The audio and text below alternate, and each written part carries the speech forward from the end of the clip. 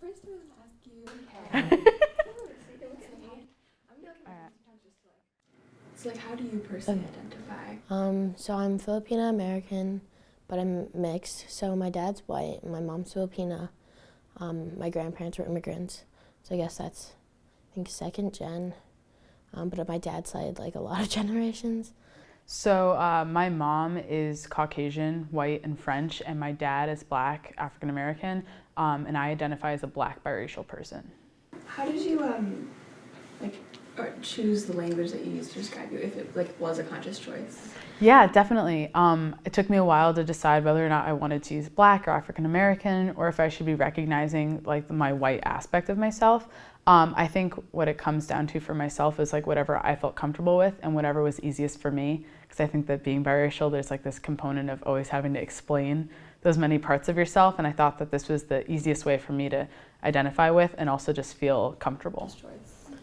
I don't know if it was like a conscious choice. It was just like growing up, like my mom and my aunt were like really proud to be like Filipina.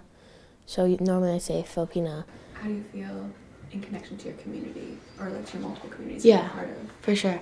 It's really different depending on where I am. There's a lot of Filipinos in the U.S. I think, just not in Massachusetts, not in Boston, not at Tufts. So here it's been really important to like find and build community with Filipinos. I don't feel connected to the white community whatsoever. I think that it would be different if I was white passing, but even though I have light skin, which does come with privilege, it's not white privilege. I go about this world and navigate it as a Black person or a Black appearing person. So honestly, I think it's one of conflict when it comes to recognizing the white aspect of myself, mainly because one of the things I don't like about being multiracial and like biracial language is that like I don't even like the term saying you're half something. I really think like it's not like I'm distinctly half Black and half white. It's this mixture that that creates this whole different situation and relationship with communities. So yeah, I don't feel connected to the white community at all. And then the Black community was hard because when I was younger, there just weren't many Black kids to be around, and they didn't see me as the same as them. So it's not like I fit into that. And I really didn't feel a part of either community until I came to Tufts. And I actually went on the freshman Africana retreat. And during the retreat, one of our first activities that we did was what does your Blackness mean to you? And after we did the activity, I think one of the peer leaders was like, all these answers are correct. Like there's not one way to be Black. There's not one way to be a member of this community, and whatever you're doing is right and valid, and we accept and support that. And I think that's the first time I ever heard that, and I felt just very included and very heard. So I think my Africana community is where I really feel at home. Do you ever feel a responsibility to either like any community you're in, or in any way like to represent it, or just any responsibility towards it? When I'm in very white spaces, I feel this responsibility, or really it's more of a burden to have to like be really smart and be very just on top of it and composed, and like as if I have to represent all Black people, which like one isn't correct, and two is something that Black people shouldn't have to deal with, and people of color in general shouldn't have to deal with, but oftentimes we do. So yeah, I think that responsibility of like changing my mentality from being like speaking for everybody in a we perspective to an I perspective is something I'm working on when being in predominantly white spaces.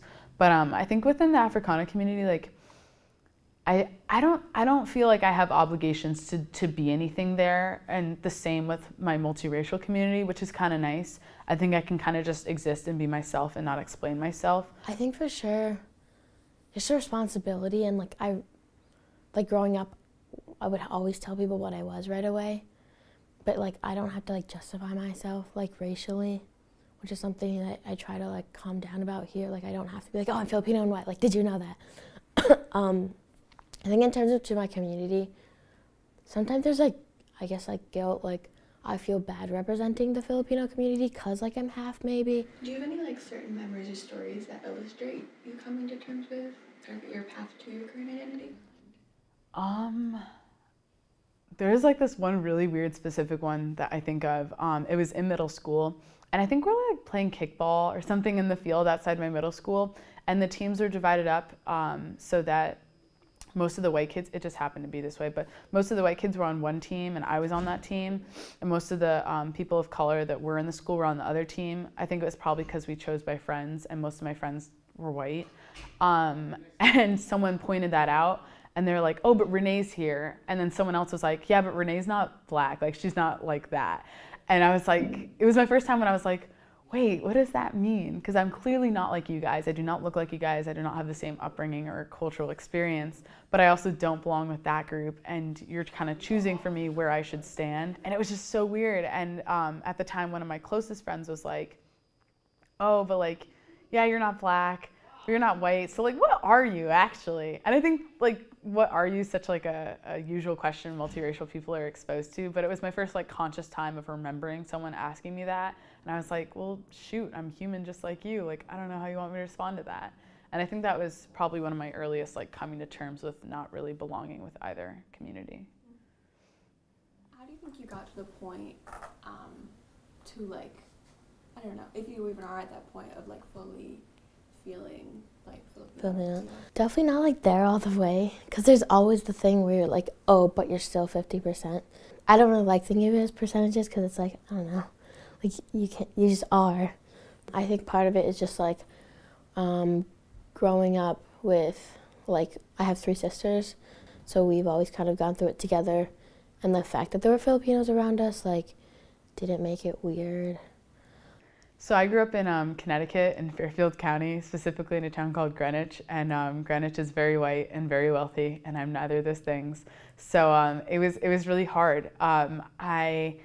Again, being in a multiracial family and not even having other like minorities was just hard to identify with. I didn't have like representation of myself or even other minority figures to look up to or to embody and realize they were in spaces of power and leadership. But I did have an older sister, and I think that her being successful and being older than me, she definitely was a role model. But overall, it definitely had being in that environment that wasn't diverse caused me to have like an identity crisis of figuring out, what am I? What does this mean in terms of other people? Okay, I think that's it. Oh, yay! Yeah, thank you for having me. Those are such great questions.